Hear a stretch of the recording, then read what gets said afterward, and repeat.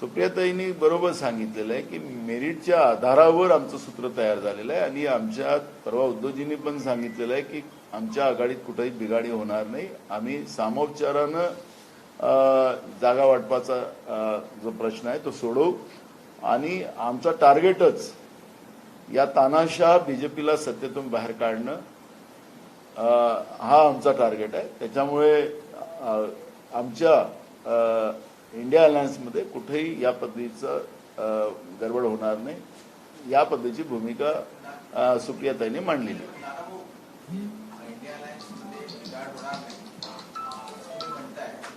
काँग्रेसचे काही नेते मध्यंतरी त्यांनी ज्या पद्धतीचे वक्तव्य केले म्हणजे मिलिंद देवरा असतील, संजय निरुपम असतील, त्यांनी संजय राऊतांनी ज्या पद्धतीनं पहिलेच सांगितले की 23 जागा शिवसेना लढणार, हे जे वक्तव्य होतं त्याच्यामुळे कुठेतरी असं वाटतं. बघा, पक्षाच्या प्रमुखांनी वक्तव्य करणं आणि बाकीच्या लोकांनी वक्तव्य करणे याच्यातला फरक असतो. उद्धव ठाकरे साहेबांनी परवा प्रेस घेऊन ज्या पद्धतीने स्पष्टता मांडली त्यामुळे सगळे विषय क्लोज झाले.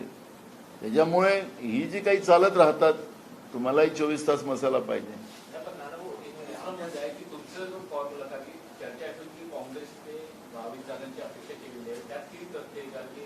आम्ही कुठलीही अपेक्षा नाही. आमचं सुरुवातीपासून आहे की आमच्यासोबत असलेल्या सगळ्या पक्षाला आम्ही सोबत घेऊन चालू आणि त्यांचंही टार्गेट बीजेपी आहे, आमचंही टार्गेट बीजेपी आहे आणि महाराष्ट्राच्या जनतेचंही टार्गेट बीजेपी आहे.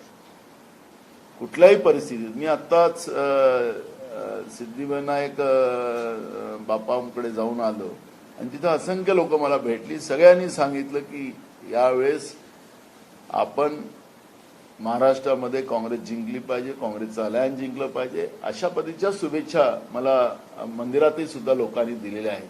त्याच्यामुळे लोकांच्या तीव्र भावना आहेत आणि जनतेच्या भावना समजून, आपल्या मन की बात नाही, जनतेच्या मनातली समजून आम्ही तिघाही एकत्रित मिळून त्या पद्धतीचा निर्णय करू. तुम्ही म्हणालात की तुझे टार्गेट भाजप आहे आणि शिवसेनेचे टार्गेट भाजप आहे, सगळ्या मित्र पक्षांचं, आणि प्रकाश आंबेडकरांचंही टार्गेट भाजप आहे.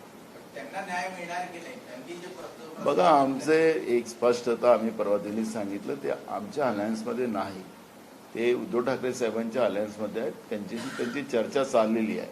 ते काय बोलतात काय नाही तो त्यांचा प्रश्न आहे. सगळ्यांना व्यक्ती स्वातंत्र्य आहे.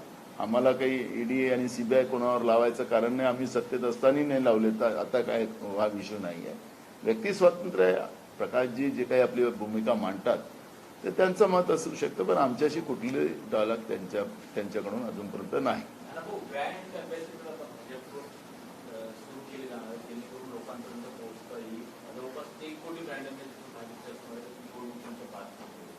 आपलं त्यांचं जे काही आता यात्रा रथ फिरतो आहे, कसा लोकांचा विरोध चाललेला आहे, तो विरोध त्या पाहता आता हिरो हिरोईनला वापरतात, कुठले ब्रँड एम्बॅसेडर वापरतात हे मला माहिती नाही त्यांचं. आता हिरो हिरोईनची नावं चाललेली आहे सध्या, तर त्याच्यामुळे त्यांचे काय ब्रँड एम्बॅसेडर असतील मला माहिती नाही. पण लोकांमध्ये बीजेपी बद्दलची तीव्र चीड आहे. केव्हा केव्हा निवडणुका येतात, लोक वाट बघतात आहेत आणि त्याच्यामुळे त्यांचं हे ब्रँड एम्बॅसेडर आणि हे सगळ्या गोष्टी त्यांच्याच जवळ राहतील, ते लोकांमध्ये पोहोचू शकणार.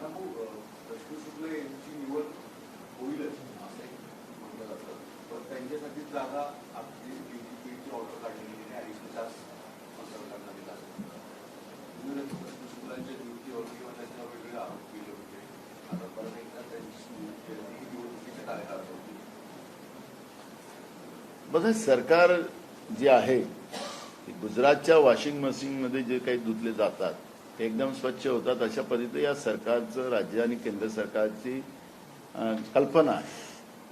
भ्रष्टाचारी लोकही सुद्धा